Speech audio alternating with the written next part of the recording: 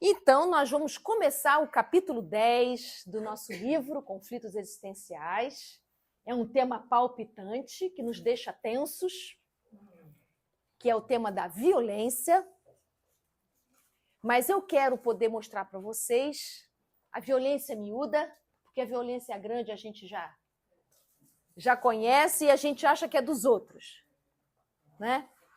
Mas a violência grande começa pequena, na miúda. E para poder conversar sobre isso, eu quero começar com um exercício. Por isso que eu pedi que vocês tivessem lápis e papel. E também trazer para vocês uma experiência que é engraçada, que eu vivi nesse final de semana lá em Pernambuco, que me faz pensar que é exatamente assim que acontece nas nossas relações. Eu terminei de fazer a palestra, eu fui para o interior de Pernambuco esse final de semana. Vocês lembram da história do bode na semana anterior, né? Então agora é outra história. Essa história, estou cheia dessa história, né? Eu vou fazer um livro de causos em breve. Eu terminei de fazer a palestra, era uma palestra tipo assim, 7h30 da noite, terminei umas 9, autógrafo, não sei o quê, saí umas 9h30 da Casa Espírita. A Casa Espírita grande, uma delícia. O que é bom desses lugares é que as Casas Espíritas são grandes, gente. Eu fico, gente, que espetáculo esse espaço. Imagina a gente com esse espaço. Quintal, um espetáculo, a cantina é no quintal. Olha que coisa deliciosa isso, né? Bom, aí saiu eu, gente, um cheiro insuportável. Um cheiro danado. E eu fiquei assim, gente, de onde será que vem esse cheiro? Mas estava todo mundo ótimo, menos eu. Então, só eu estou sentindo esse cheiro, que só é possível ter uma coisa comigo. Comecei a achar, procurar se era o meu pé, se eu tinha pisado alguma coisa, a gente dá uma cheiradinha, ver se tem alguma coisa esquisita e tal. Nada. Todo mundo normal, todo mundo lanchando na cantina, e eu sentindo aquele cheiro invadindo o lado de fora, dentro do salão não, mas quando eu saí da casa. Eu senti, o que será isso? Eu não consegui entender o que era aquilo.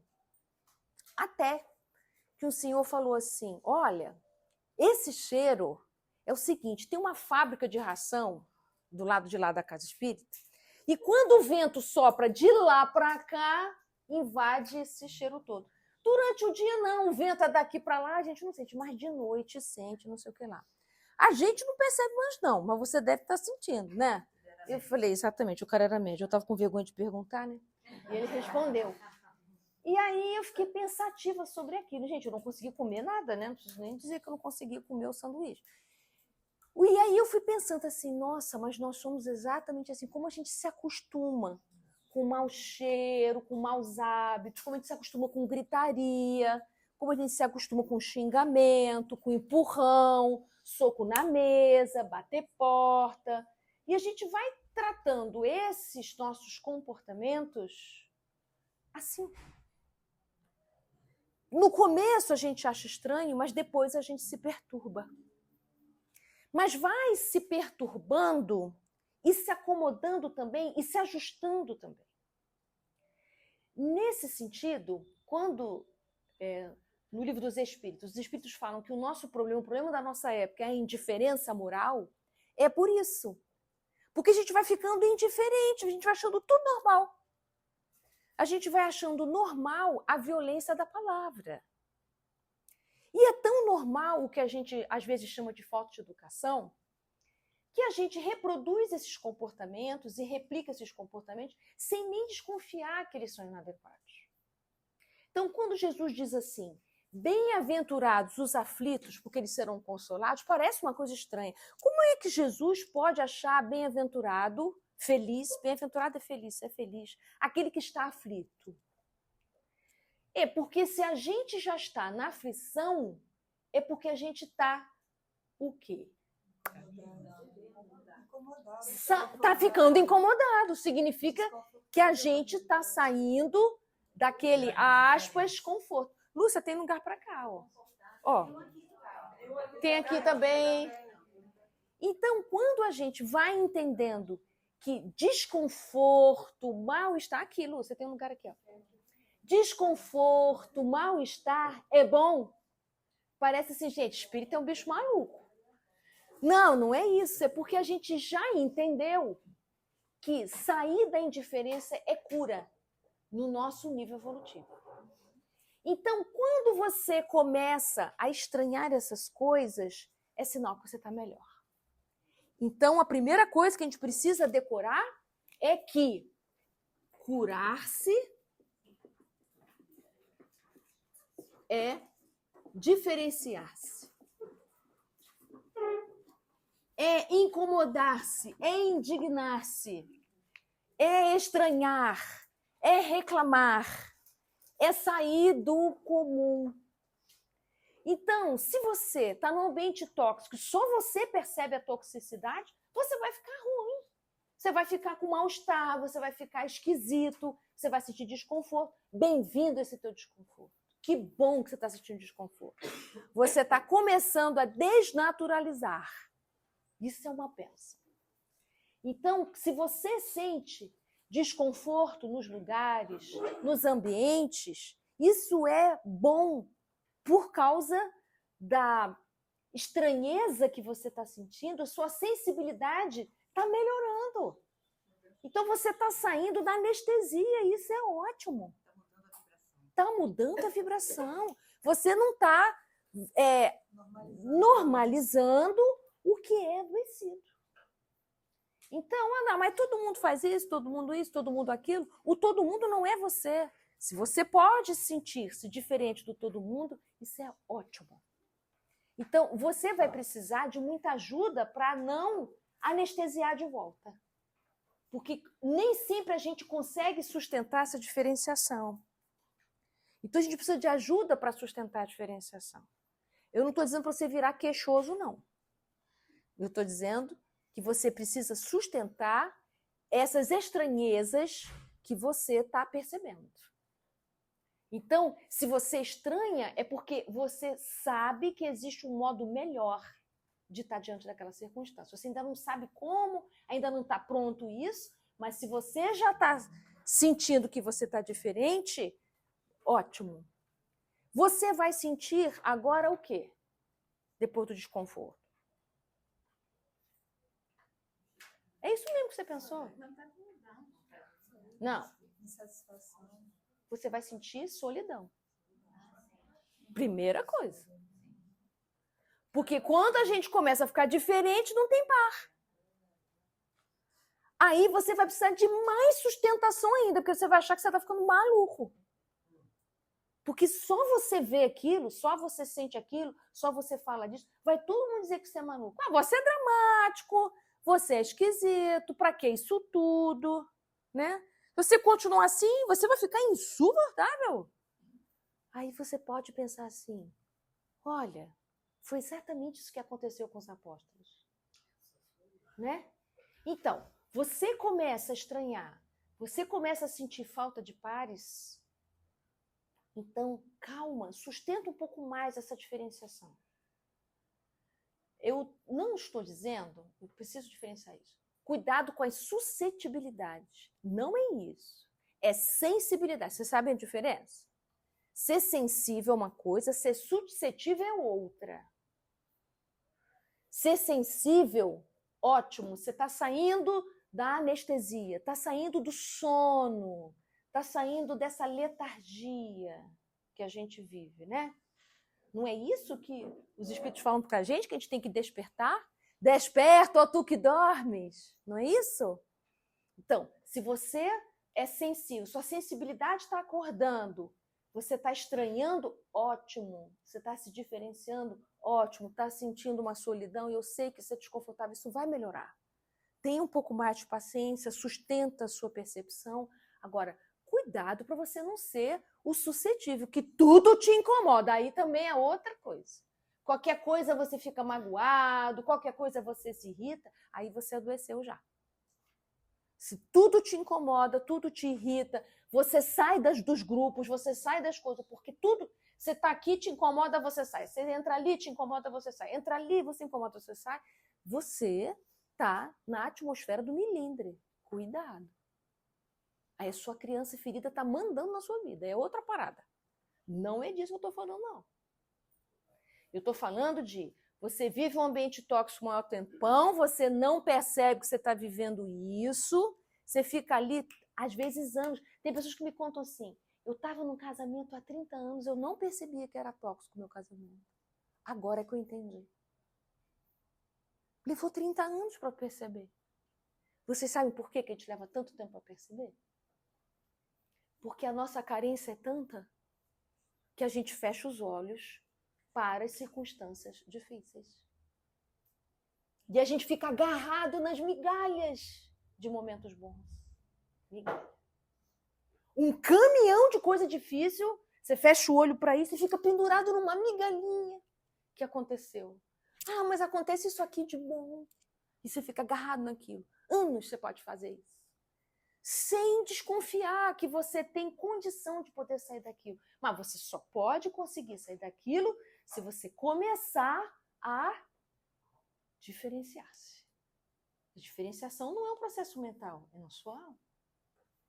E às vezes a gente não aguenta a solidão. A gente começa a sentir que aquilo está trazendo muita solidão, aí a gente volta para um ambiente tóxico, porque eu não aguento. Tudo bem, gente, Deus espera, tá bom? Você vai, você volta, você vai, você volta, você vai, você volta, até você ir, volta aqui para a saúde e não volta mais para a aldeia de Betsaida, que é aquela passagem linda da cura do cego de Betsaida, que Jesus diz para ele, volte para casa, mas não volte para a aldeia, porque a aldeia é onde a gente adoece. Né? Betsaida e Corazim eram aldeias conhecidas de desequilíbrios morais. Então, quem mora nesses lugares adoece. Qual é a Betsaida da sua vida? Qual a sua? Qual a sua? Qual a minha? Todos nós temos. Que nós precisamos sair desse lugar. De modos habituais de viver e de conviver que são tóxicos para a nossa alma. E a gente colabora, não é? Quando a gente não se diferencia, nós estamos dizendo sim para aquilo. Então, nós precisamos começar a reconhecer os nossos modos de colaborar com os ambientes tóxicos que a gente vive. E é isso que a nossa querida Joana está trazendo no capítulo, só que ela está trazendo já num estágio para lá de avançado. Eu queria andar um pouco para trás e mostrar um pouco antes de chegarmos a esse nível tão grave. Então, como é que a gente chega num nível tão grave desse? Em que os instintos venceram, o instinto de violência venceu. O que que houve, né, para a gente chegar nesse lugar? Até aqui estamos juntos? Sim. Bom, a gente viu com ela que a gente já saiu do mineral, já saiu do vegetal, já saiu do animal e estamos no estágio hominal. No estágio hominal, nós temos necessidades de muitas ordens. A gente tem necessidades de ordem afetiva, necessidades... Deixa eu fazer um izinho melhor, né? Necessidades de ordem material. Nós temos necessidades de ordem social, de muita necessidades de ordem espiritual. Nós temos necessidade de muitas ordens. E durante a nossa encarnação, a gente vai estar sempre cuidando das nossas necessidades. Então, você precisa saber quais são as suas necessidades. Eu vou trocar essa palavra necessidade por fome, dá no mesmo, tá? Nós temos muitas fomes. Nós temos fomes de tanta ordem, né? Fomes de natureza física, né? Vou botar também de natureza física, né? Do corpo. Nós temos muitas fomes. Se você não reconhece a sua fome, como é que você vai cuidar dela? Você precisa saber fome de que você tem. Para a gente não comer demais nem comer de menos, né? Nós precisamos buscar ambientes, lugares, pessoas em que possam oferecer para a gente a nutrição que a gente precisa. Mas você precisa saber o que você está com fome de quê? Não é? Não é? Senão você está procurando alimento onde não tem nada a ver com a sua necessidade, né? Então, tem necessidades, gente, que são da nossa infância. A gente precisa deixar lá essas necessidades. Na vida adulta, elas já deixam de existir. Então, a gente precisa fazer, de tempos em tempos, uma atualização das nossas necessidades. Né? Então, tem necessidades que alguém de fora precisa prover para a gente e tem necessidades que você pode prover. Vocês estão sentindo calor aqui? Estão? Por que vocês não falaram, gente? Só eu não ligo o ar. Tá suando? Vai refrescar já. Tem 23 graus, tá bom. Já. É o assunto que esquenta. Então, para a gente poder dar conta das necessidades, precisa de conexão. Lembra da nossa aula de conexão, de presença? Você precisa saber, eu estou precisando de quê? O que acontece com a gente, que eu falo sempre aqui de consumismo, é isso. Como a gente não tem muita clareza qual é a nossa necessidade, a gente não se pergunta muito, não faz esse exame do que você está precisando, o mercado diz assim, você precisa disso. Aí você não sabe muito bem, eu preciso, então tá, eu vou lá e consumo. Né? Então, invariavelmente, vocês devem receber o WhatsApp assim, você recebeu 30% de desconto para comprar chocolate? 30% de desconto para não sei o que lá. Aí, você não sabe muito bem se você está precisando de chocolate, mas nem 30%, então tá bom, né? Vai que você... É isso mesmo.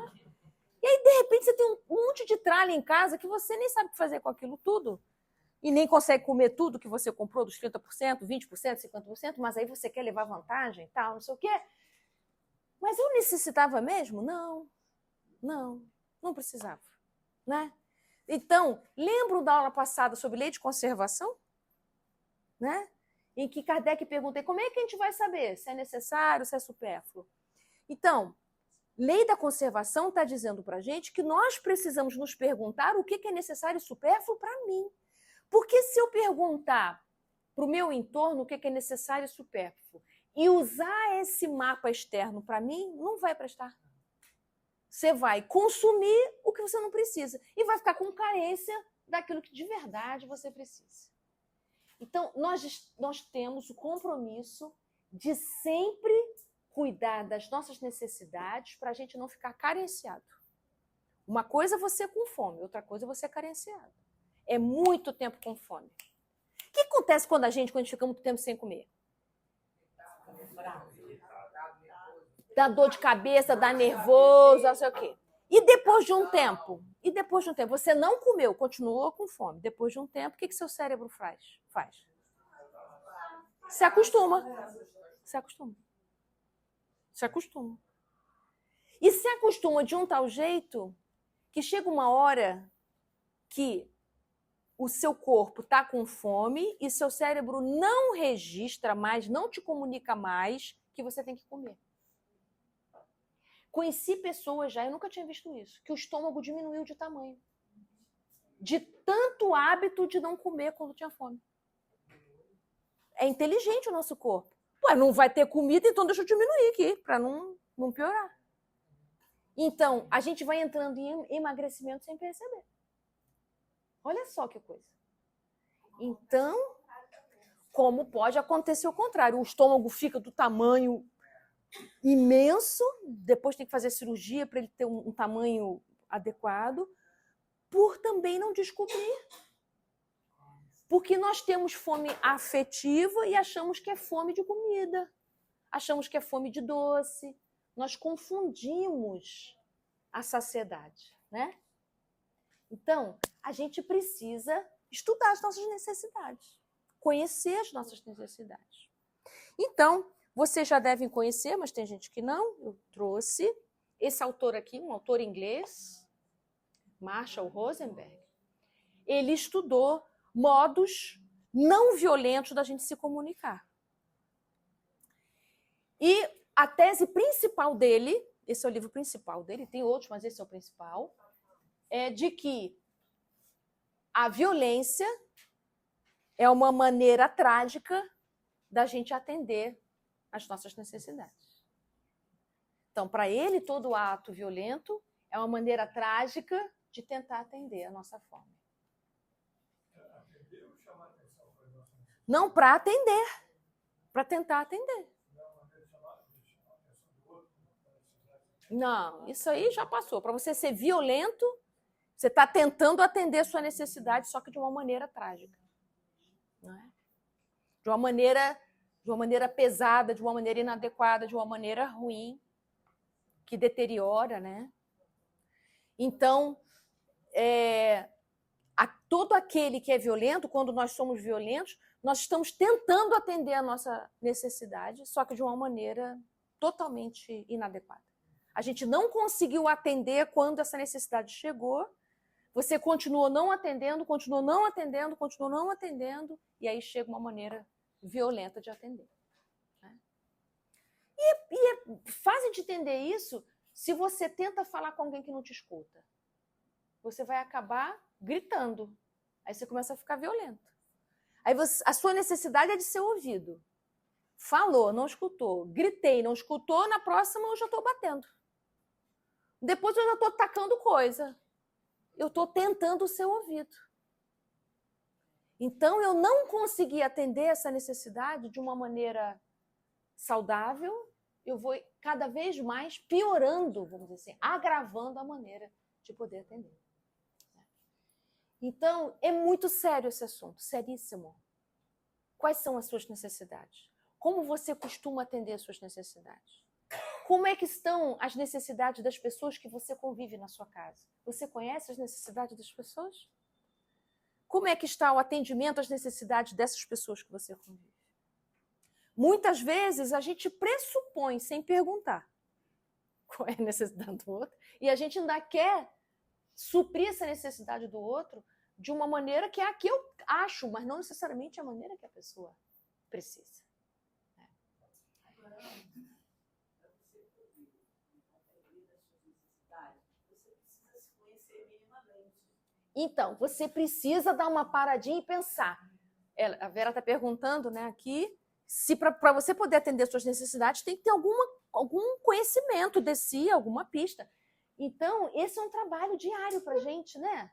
A gente precisa perguntar o que eu estou precisando hoje. Você sentiu qualquer desconforto, você precisa perguntar para você. O que eu estou precisando, que o negócio está esquisito aqui? Eu estou precisando de quê? Ser ouvido? Eu estou precisando de comida? Eu estou precisando dormir? Eu estou precisando... Do que eu estou precisando agora? Eu estou precisando de respeito? Eu estou precisando de elogio? Eu estou precisando de carinho? Eu estou precisando de contato físico? O que eu estou precisando agora? Se você sai de casa sem responder essa pergunta, qualquer coisa você vai pegar pela frente para atender. Então, isso aqui é o sério. Né? Posso falar uma coisa? Pode. Um dia você me fez uma pergunta e eu não te respondi. A Vera está dizendo que teve um dia que eu perguntei para ela, ela não respondeu. Eu vim responder, acho que, 2 semanas depois. No dia que você me perguntou, eu estava numa exaustão imensa. Eu estava 4 noites sem dormir. Juntei minhas forças e vim para a reunião mediúnica. Quando você me perguntou, eu não tinha resposta. O que me pareceu que... Mas o que eu perguntei? Coisa.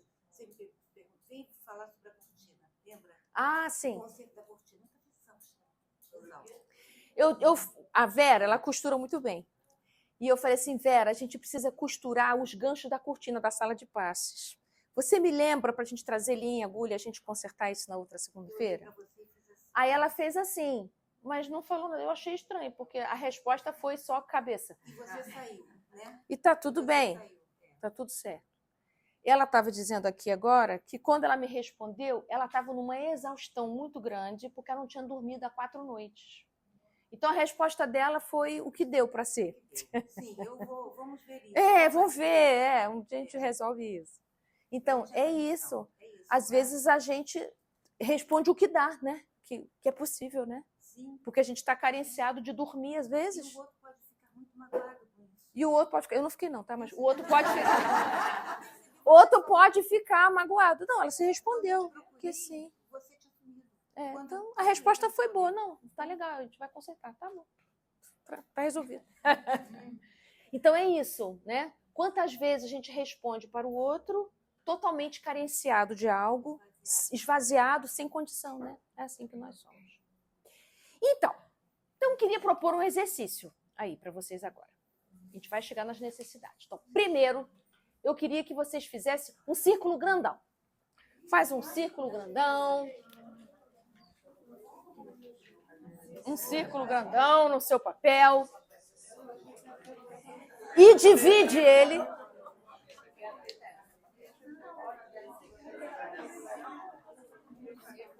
Não, toma, você só fez As folhas estão aonde? As folhas? Ali. Círculo grandão. Círculo grandão. Divide esse seu círculo grandão em 8 pedaços, igual pizza G. 8 pedaços. Divide em 8.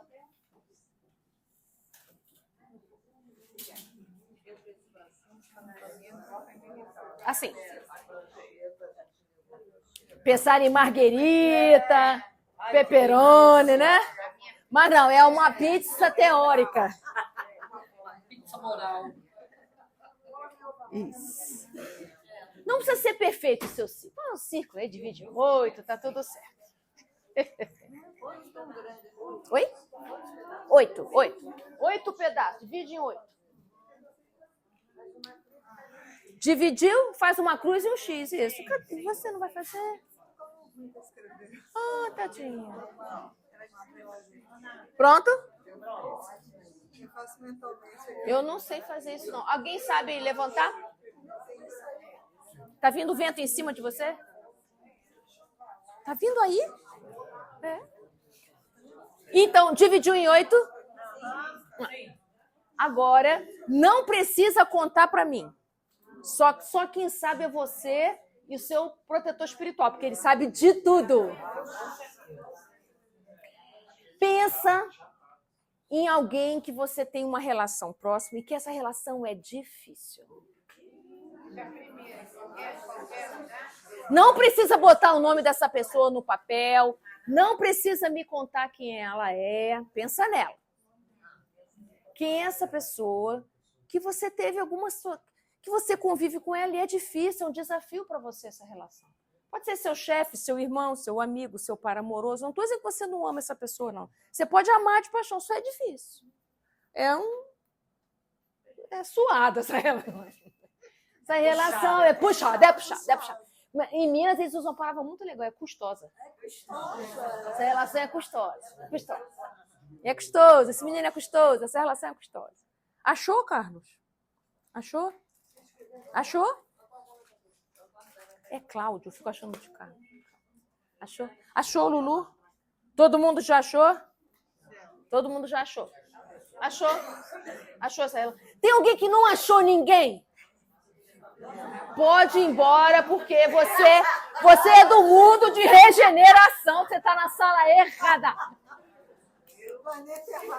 Está no planeta errado. Você não tem relação difícil com ninguém. Ah, tem uma coisa é ruim. Você está fora do eixo. Escolher que tem tantos, né? Pode ser que você esteja confuso, porque tem muitos. Você não sabe qual escolher. Aí agora tá bom. Ontem de manhã eu falei, olha, isso é um problema de MPE e não é Ministério Público. É mundo de prova e expiação mesmo. Né? O problema de MPE é assim. A gente tem relações custosas, sofridas. É pesado. Então, você vai pensar em 4 comportamentos dessa pessoa que você fica danado. Ah, essa pessoa, ela faz isso, ela faz aquilo, ela faz aquilo, ela faz aquilo. São 4. Então, você vai escrever aqui os 4, ó. O 1 você vai escrever aqui, o 2 você vai escrever aqui, o 3 você vai escrever aqui, o 4 você vai escrever aqui. Aqui embaixo não mexe, não. Só em cima. Tá certo? Então, escreva aí. Quais são esses 4 comportamentos que te incomodam? Quando essa pessoa é de que jeito? Né? Quando ela faz o quê? Foi?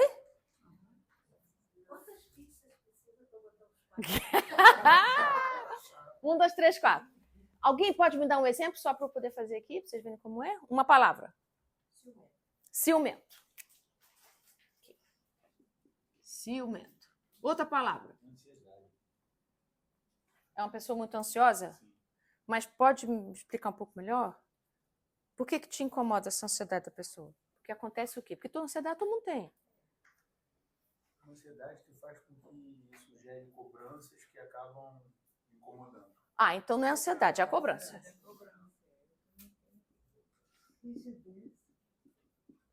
Cobranças. Peraí. Rigidez. É rigidez o quê? Na palavra? É rigidez? Não, está usado no caráter, no jeito, não muda, não aceita. Tipo controlador, só pode ser dos daquele jeito, é isso? Rígido. Queixoso. Tá. Crítico. Ó, o queixoso, o crítico é parecido, né? Vou botar aqui, tá? Arrogante, metido e tal, tá bom. Aí é bom de falar mal dos outros sem saber quem é, né? Ai, que delícia! É egoísta, é cara de pau! É pão duro mesmo! Pronto, falei, né? Pronto, falei, é muito bom. Autoritário, controlador, essas coisas todas, essas cobras todas que a gente está querendo aqui. Feioso, horroroso. Sentiram um benzão agora, não foi? Muito bem. Então, olha só. Então, agora a gente vai deixar um pouquinho essas 4 para eu poder explicar uma coisa antes da gente continuar.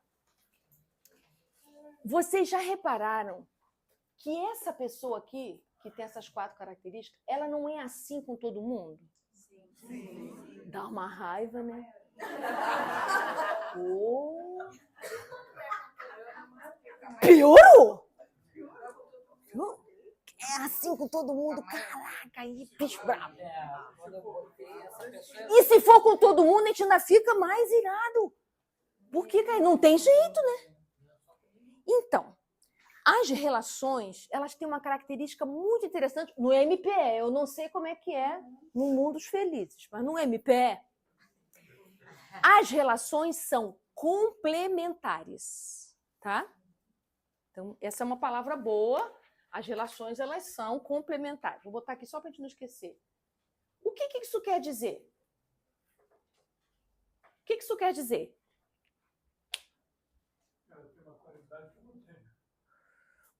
Ela tem uma qualidade, eu não tenho, sim. O que mais?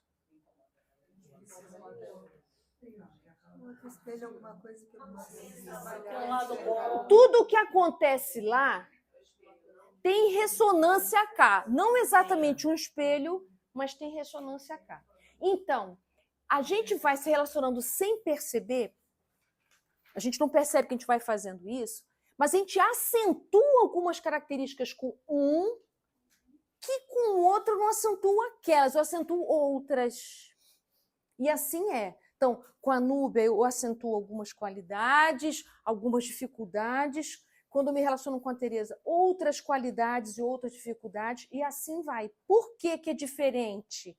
Porque ela me convida a alguma coisa que Tereza não me convida. Ela me irrita mais do que Tereza, ou Tereza me irrita mais do que a Núbia, e assim vai. Então, a gente vai complementando. Então, nós somos um somatório disso tudo. De como eu sou com ela, com ele. A gente tende a achar que é falso. Poxa, como é que pode ser tão carinhoso lá com a família e quando chega aqui em casa esse cão? Como pode isso? No trabalho, nossa, que espetáculo. Mas quando chega aqui em casa, nossa, é bravo e não sei o quê. Porque lá no trabalho acentuam-se determinadas qualidades e outras características, e em casa o ambiente, o modo como a relação se dá, acentua outras. Às vezes, há ambientes e há relações que nos tocam exatamente no nosso lugar sombrio. Então, a gente até diz isso, né? Nossa, fulano é especialista em me ferir. Por quê? Ele toca, pode ser que ele saiba, pode ser que essa pessoa não saiba, né? Olha só que coisa engraçada. Eu até brinquei ontem com a minha personal. Eu tive um emagrecimento muito acentuado de algum tempo para cá, mas eu não tenho nada, só emagreci. E aí eu estava autografando, uma pessoa, gente, do nada, pegou o livro Palavras para a Alma, que tem a minha foto aqui. Aí essa pessoa na fila, chega para mim e fala assim, tava gordinha, hein? Cara, gente. Vou te falar, foi a foto que você tirou de mim, Suzana. Aquela foto. Aí eu falei assim, Cara, a gente atrai, né, não? Vou te falar, eu não perguntei nada. Impressionante isso, né? Aí eu tava mesmo. Não, eu não me incomodo. Pode falar que tá gordo, não me incomoda. Mas eu acho engraçado isso. Se fosse algo que é doído para mim, eu sairia desarticulada daquele encontro, entende? No meu caso, não tem problema dizer que estou gordinha, mas não há problema nenhum. Mas é engraçado isso. Então, alguém pode inadvertidamente, é uma pessoa que não me conhece, tocar exatamente naquele lugar que você está ainda tentando sobreviver. Então, estou entendendo com complementar? Complementar quer dizer, você não é imune e nem você é uma caixa fechada aos ambientes, pessoas, lugares que você convive. Tudo interfere, gente. Tudo entra. Tudo toca, tudo. Nós somos sensíveis ao mundo. O quanto que a gente se deixa tocar e o quanto não, vai depender da experiência de cada um. A sua porosidade, né? A permeabilidade do seu tecido, de sua alma, é contigo a bola. O quanto que você vai se permitir a isso. Mas fato é que não existe a possibilidade dos relacionamentos não tocarem em você. Vai tocar. Nos casos de características que nos incomodam, porque esse aqui está incomodando, nós temos uma reação peculiar. Então, vamos continuar nosso exercício. Você vai pegar a característica 1. Antes de escrever, você vai pensar o contrário dela. O que seria o contrário do ciumento aqui? Amoroso, né? Amoroso. Cuidadoso, talvez. Seguro. Uma pessoa segura. Isso, uma pessoa segura. Quem está entendendo que o ciumento é inseguro pra caramba. Agora, vamos exagerar uma pessoa segura demais? O que é? Autossuficiente, né? Então, está vendo o 1 aqui? Vamos escrever aqui, ó, exatamente na pizza oposta do ciumento. Você vai pensar na sua palavrinha, né? Eu vou botar aqui para quem escreveu o ciumento. Então, autossuficiente. Nada me toca. Aí a gente fala, senta no formigueiro. Autossuficiente. Pode sair de saia curta, pode fazer o que você quiser, não sinto ciúme de nada. Autossuficiente. É sempre o contrário em exagero que você vai pensar. Então vamos pensar. Cobrança, que foi o caso que o Cláudio trouxe pra gente. Qual é o exagero, qual é o contrário da cobrança? Não cobrar. Né?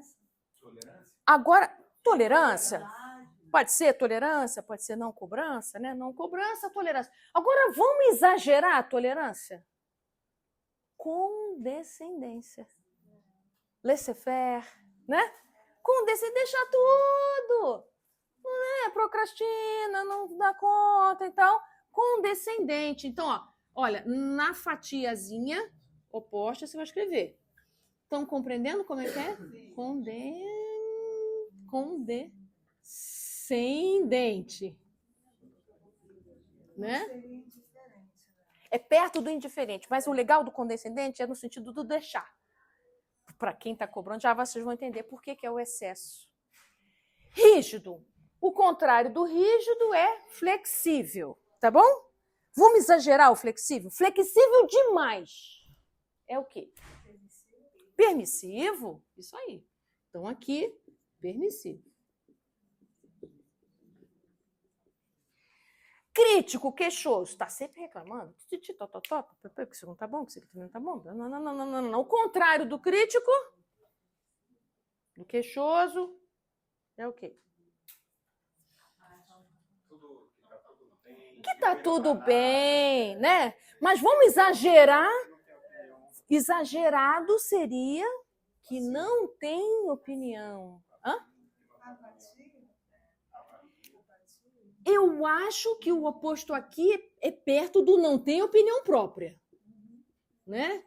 Não tem opinião, não tem senso crítico, né? Posso pensar, pode ser apatia, se você achar que fica melhor. Pode colocar apatia.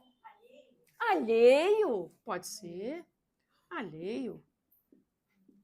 A pessoa até pode ter opinião, não colocar. Mas não colocar. Pode ser omisso, né? Colocou os 4 seus. Presta atenção que não é só oposto, não. Você tem que botar um oposto em exagero, em intensidade. Tá claro? Deu? Você conseguiu, Cláudio? Botar os 4? Deu, Luciano? Você botar os 4? Já? Dedo. Jesus! Dedo podre aqui em cima é uma pessoa que escolhe mal. Escolhe tudo errado. Uma pessoa que se sabota muito, né? Como é que eu vou consertar isso, Jesus Cristo? O contrário de uma pessoa que escolhe tão mal seria uma pessoa que escolhe bem, né? Uma pessoa assertiva, criterioso, que escolhe bem. Agora, vamos exagerar. Exigente. Exigente. Muito bom, cara. Não espera você terminar o raciocínio. É uma pessoa que não deixa, fala tanto que não deixa você terminar? Não. A pessoa é tão impaciente que ela... É impaciente, então. Impaciente, o contrário, paciente. Paciente demais... Pode ser. Se você acha que apático fica bom, fica bom. Uma pessoa paciente demais é perto do passivo, sabe? Está longe do passivo. Passivo. É o contrário mesmo. Não, passivo não é a pessoa. É o contrário. É o que é ação aqui. Não espera você terminar o raciocínio. Fala. Ou seja, já te corta, né? É uma pessoa muito ansiosa, que te corta o tempo todo. Então, o oposto é uma pessoa passiva. O oposto exagerado. Bom, vocês já chegaram... Automatismo. Uma pessoa que está sempre no automatismo. Não, parece que faz as coisas assim sem perceber, mas porque já está no automático de fazer aquela Uma pessoa que não reflete mais. nas atitudes. Nas atitudes. Está sempre no automatismo, fazendo sempre a mesma coisa, sem perceber o que está acontecendo em volta. Então, Isso seria o que incomoda. isso é o que incomoda. Então, vamos pensar. Então, ela é uma pessoa que não pensa mais, vive no automático, né? O oposto é uma pessoa que está consciente, que faz coisas diferentes, que observa antes de agir, né? Mas exagera isso. Se exagerar, pensar tanto antes de agir, é uma pessoa indecisa, sem ação, lenta. Egoísta? Se for egoísta, aqui em cima, o contrário seria altruísta. Agora, altruísta demais é... Uma pessoa que é altruísta demais seria uma pessoa... Não, é mais do que isso. É perto do ingênuo. Sabe? É perto do ingênuo. Uma pessoa desrespeitosa, o contrário, respeito. Respeito demais é uma pessoa cerimoniosa. É uma pessoa que tem algum tipo de fechamento, né? Formal, cerimonioso. Inveja. O contrário de uma pessoa invejosa é uma pessoa que valoriza suas próprias coisas, não é? Hã? Ainda vou chegar lá. Não exatamente o outro. O exagero de quem... Vocês podem me ajudar? Fala.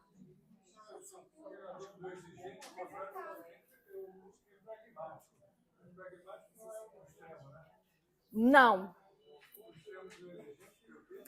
O extremo do exigente seria uma pessoa complacente, condescendente, que deixa tudo para depois, que demora para agir, que tudo dá, que tudo pode. Mas eu queria o contrário da inveja. O contrário da inveja é uma pessoa que valoriza, né? Que dá valor aqui às coisas todas. Valoriza o próprio.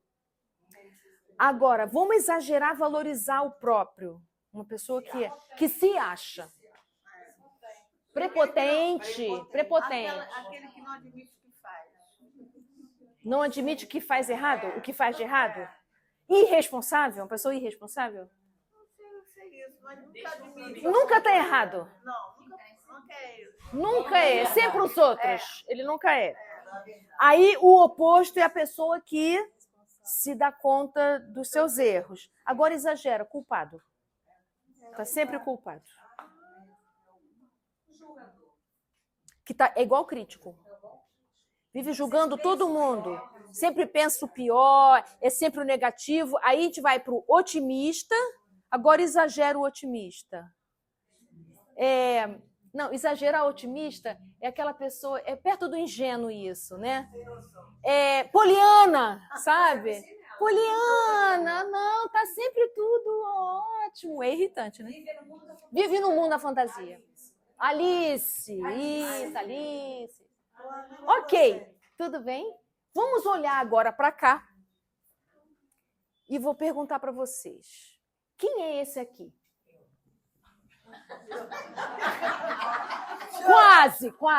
Quase eu. É como essa pessoa te vê. É como ela te vê. A parte de baixo é como ela te vê. Então, cada vez que você se comporta desse jeito, não é complementar? Ele vai completar com a de cima. Então, cada vez que você é condescendente, mais cobrança vem. Entendeu, Cláudia? E quanto mais cobrança vem, aí mesmo que você fica condescendente. É isso que é o complementar que eu estava explicando. Ficou claro agora? Cada comportamento meu, visto por ela como sendo... Vai despertar nela o comportamento oposto. Exatamente. Porque assim como ele te vê no oposto exagerado, nós também estamos vendo o outro no oposto exagerado. O egocêntrico é o cara que só olha para ele. Ele está no centro das coisas. O oposto, eu olho para os outros. Exagerou, eu só olho para os outros. Né? Então, nós vamos para o extremo oposto. Posturas que nos incomodam fazem com que a gente ocupe o lugar do extremo oposto. Aos olhos da pessoa, tá? Ela nos vê assim. Por que ela nos vê assim? Porque ela também não está no seu lugar confortável. Ela também não está num bom lugar, como nós não estamos.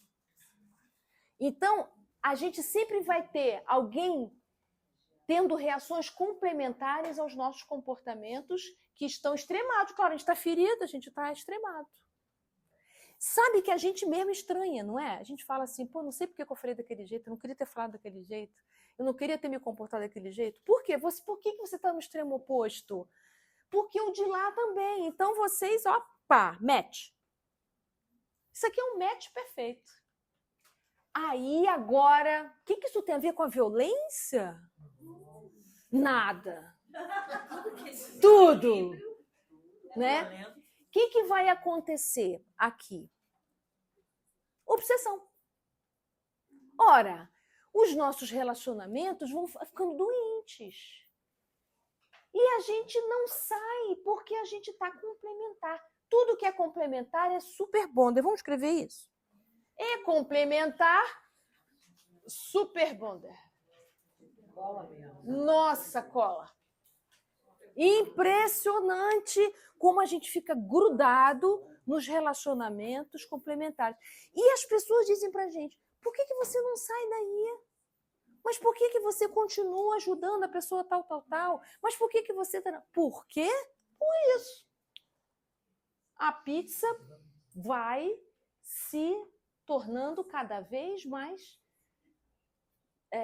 próxima. Então, saborosa, isso mesmo. Então, Deus faz uma coisa sensacional com a gente. Nos deu as reencarnações sucessivas. Quando isso aqui fica gravemente grudado, nós vamos reencarnar num lugar familiar diferente, diferente para que haja cura. Tem esperança. Graças a Deus. Graças a Deus. Isso significa que essa relação de vocês hoje está assim, porque essa já é uma configuração melhorzinha do que a configuração anterior. Já está melhorzinha. Ainda não está legal. Ok, é MPE. É assim mesmo. Nós precisamos trabalhar para que a nossa próxima configuração seja melhor ainda. Então, você precisa começar a botar água quente aqui para essa super bond ir derretendo. Não é? Como é que a gente melhora essas relações complementares? Eu fiz pizza de propósito. Por quê? Esse pedaço aqui, essa parte aqui é grande, mas essa aqui é menorzinha, não é? Então, você tem que oferecer menos pizza. Tá certo? Você tem que oferecer menos intensidade do comportamento complementar.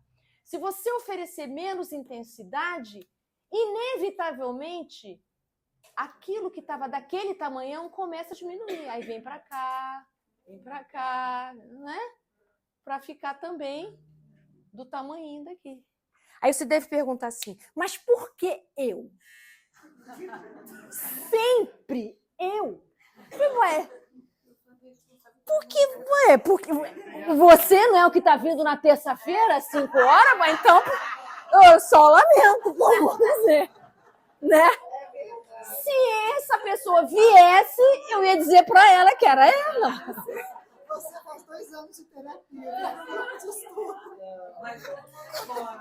Vai meditar, vai fazer yoga.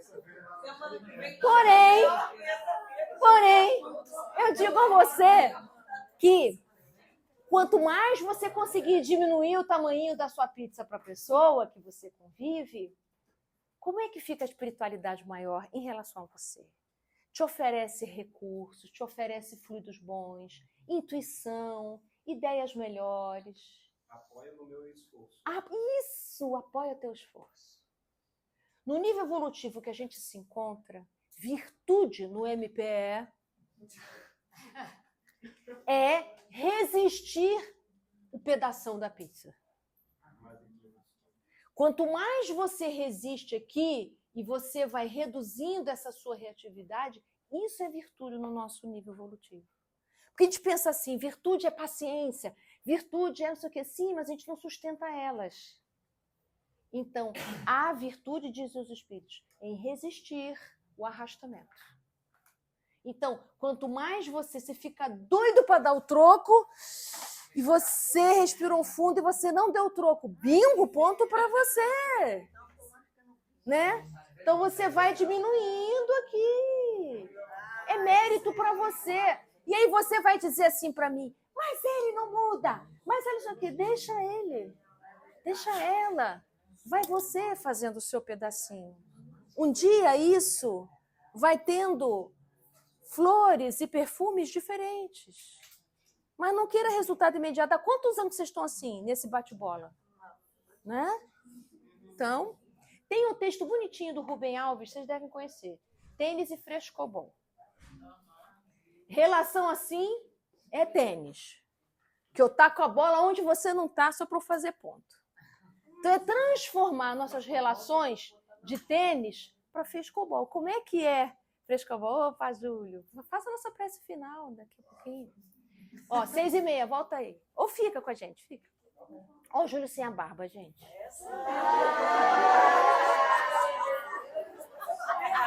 Arrasou. Arrasou. Coisa boa, né? Então, vamos jogar frescobol. Quando a gente joga frescobol, a gente joga a bolinha na raquete para que o outro pegue. Aí a relação fica prazerosa. Em vez de eu tacar a bola na ferida, onde ele não tem condição de se defender. Então, nós começamos hoje a conversar sobre violência, isso é só o começo. Porque eu estou tentando andar para trás antes de a gente chegar nesse quadro tão grave que ela trouxe para a gente. Começa assim. E olha, gente, é difícil a gente admitir isso. Mas não é que a gente sente prazer nisso? Que coisa que a gente sente prazer nisso? E tacar a bolinha onde o outro não consegue pegar. Né? Sentimos ainda, é o nível evolutivo que a gente está ainda é assim. A gente ainda se compraz quando a pessoa que a gente tem raiva se dá mal. Sabe? A gente ainda sente prazer com isso. Que pena que ainda é assim. Isso revela ainda a nossa pequenez. Que a gente ainda gosta quando o outro se dá mal, quando o outro escorrega, porque ele me fez tanto mal que eu estou doido que ele se escorregue também. E esse é o pensamento dos obsessores que vêm na nossa reunião mediúnica. Tá? É isso. A gente dá um passinho para frente, mas os nossos amores do passado não ficam contentes com o nosso adiantamento moral. Querem ver a gente escorregar e torcem para a gente escorregar, sim. Porque a gente colaborou para que eles escorregassem também. Então, do ponto de vista da justiça material, eu só sossego quando você sentir a mesma dor que eu. Então, a gente precisa poder ter um olhar de compaixão para isso, porque ontem eu também colaborei com isso. Então, hoje eu sou responsável pela reabilitação desses corações adoecidos, né?